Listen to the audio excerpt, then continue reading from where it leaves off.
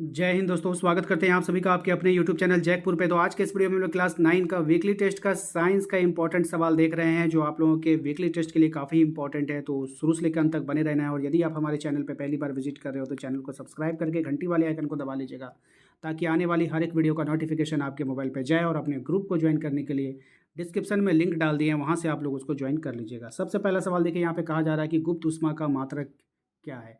इसके पहले भी हमने 2 वीडियो डाला है, उसको नहीं देखा है तो इसी वीडियो के लास्ट में आपको लिंक मिलेगा, उस पर क्लिक करके आप उसको देख सकते हो।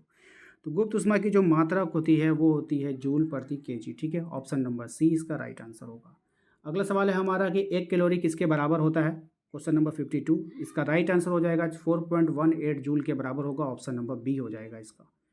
क्वेश्चन नंबर अगर हम 3 की बात करें तो क्वेश्चन नंबर 3 में आपसे पूछा जा रहा है कि पदार्थ के विभिन्न अवस्थाओं में अंतरानुक बल का बढ़ता क्रम क्या होगा। यानी कि उसका बढ़ता क्रम बताना है कि जब उसमें अंतराण्विक बल ज़्यादा होता है तो सबसे जो मतलब कि सबसे ढीला, सबसे कमज़ोर अगर कहीं पर होगा तो वो होगा गैस में, उसके बाद द्रव्य में, उसके बाद ठोस में। ठोस में सबसे ज़्यादा मजबूत हो जाता है जहाँ पे वो टाइट हो जाता है। ठीक है, अगले सवाल पे आते हैं। कह रहा है बर्फ़ के गलन की गुप्त ऊष्मा क्या होती है। तो बर्फ़ के जो गलन होता है ना, उसका गुप्त ऊष्मा बताना है तो 335 केजी प्रति किलो जूल प्रति केजी। ठीक है, याद रखिएगा। अगला सवाल है हमारा, प्रकृति में कौन सा पदार्थ ठोस, द्रव और गैस तीनों अवस्थाओं में पाया जाता है। बहुत ही अच्छा सवाल है, बहुत ही इंपॉर्टेंट सवाल है। राइट आंसर हो जाएगा आपका जल। जल को गैस भी बन के उड़ जाता है, यानी कि वो उसके बाद उसको बर्फ़ में भी जमा देते हैं और लिक्विड के फॉर्म यानी पानी के रूप में भी इस्तेमाल करते हैं। ठीक है, अगला सवाल है हमारा, निम्न में से सबसे कम घनत्व किसका होगा। यहाँ पे जितने भी ऑप्शंस दिए गए हैं इनमें से आपको बताना है कि सबसे कम घनत्व किसका है। तो रुई का सबसे कम घनत्व होगा यहाँ पे। ठीक है, अगला सवाल है हमारा, निम्न में से कौन सा पदार्थ का गुण नहीं है। कौन पदार्थ का गुण नहीं आपको बताना है। तो तरंगदैर्घ्य जो है वो पदार्थ का गुण में नहीं आता है। अगला सवाल है हमारा कि वाष्पन की प्रक्रिया में उत्पन्न होती है। वाष्पन की जो प्रक्रिया होगी तो उसमें क्या उत्पन्न होगी। तो शीतलता उत्पन्न होगी। ठीक है, क्वेश्चन नंबर आते हैं हम लोग 59 में। कह रहा है कि गर्म करने पर गैस का आयतन में क्या प्रभाव पड़ेगा। तो गर्म करने पर गैस का आयतन बढ़ जाएगा। ऑप्शन नंबर ए इसका राइट आंसर होगा। दिए गए पदार्थ में पदार्थ की अवस्था कणों के दिखाया गया है, यानी कि किस किस कणों को दिखाया गया आपको बताना है। राइट आंसर हो जाएगा इसका ऑप्शन नंबर बी, द्रव अवस्था को दिखाया गया है। याद रखिएगा द्रव अवस्था को।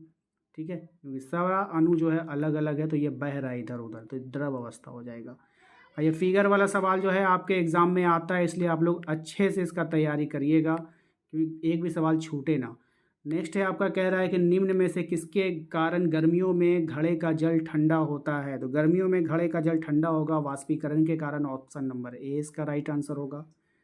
सौरमंडल में प्लाज्मा अवस्था की उत्पत्ति का कारण क्या है। तो सौरमंडल में प्लाज्मा उत्पत्ति का कारण होगा उच्च ताप के कारण हुआ है। याद रखना है। निम्न में से किसका ऊर्ध्वपातन होता है। तो निम्न में से किसका ऊर्ध्वपातन होगा। तो आयोडीन का ऊर्ध्वपातन होता है। अगला सवाल देखिए क्या है हमारा। अगला सवाल है हमारा कि निम्न में से किस अवस्था में अणुओं की ऊर्जा अधिकतम होती है। तो कौन सी अवस्था में अणुओं की ऊर्जा अधिकतम होगी। तो गैस में अणुओं की ऊर्जा क्या होती है, अधिकतम होती है। नेक्स्ट है आपका कि बर्फ़ का एक टुकड़ा जल की सतह पर तैरता रहता है, क्योंकि क्यों तैरता है भाई। तो उसका रीज़न है कि बर्फ़ का जो घनत्व होता है जल से कम होता है, इसलिए वो तैरता रहता है। अगला सवाल देखिए क्या हमारा, कह रहा है कि जब वाष्प संघनित होता है तो क्या होता है। तो जब वाष्प संघनित होगा तो उसका ताप क्या होगा, घट जाता है। ऑप्शन नंबर डी इसका राइट आंसर होगा।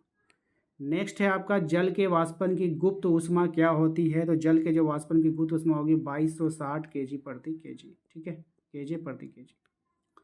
नेक्स्ट है आपका 68 में, कह रहा है आपसे कि अगरबत्ती की सुगंध आपको दूर से ही मिलती है, इससे पदार्थ के किस गुण का पता चलता है। ये बहुत ही इंपॉर्टेंट सवाल है, इसको ध्यान रखिएगा। पदार्थ के कण निरंतर गतिशील है, इसीलिए तो आपको दूर का नज़दीक में पा। अगर वो गतिशील नहीं होता तो उसका गंध वहीं का वहीं पड़ा रहता है, दूर तक नहीं जाता। तो इससे यही साबित होता है।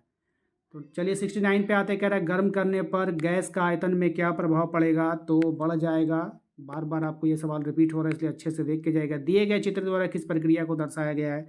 ये सवाल याद रखना है आप सभी को, इस प्रक्रिया में किसको दर्शाया गया है। ठीक है, ये आपको बताना है। इसका ऑप्शन देखें कहाँ पर है। हाँ, इसका ऑप्शन जो है यहाँ पे आपको दिया गया है। ठीक है, तो इसका ऑप्शन हो जाएगा अमोनियम क्लोराइड का ऊर्ध्वपातन, ऑप्शन नंबर सी। ठीक है, तो यहाँ क्या हो रहा है, अमोनियम क्लोराइड का ऊर्ध्वपातन हो रहा है।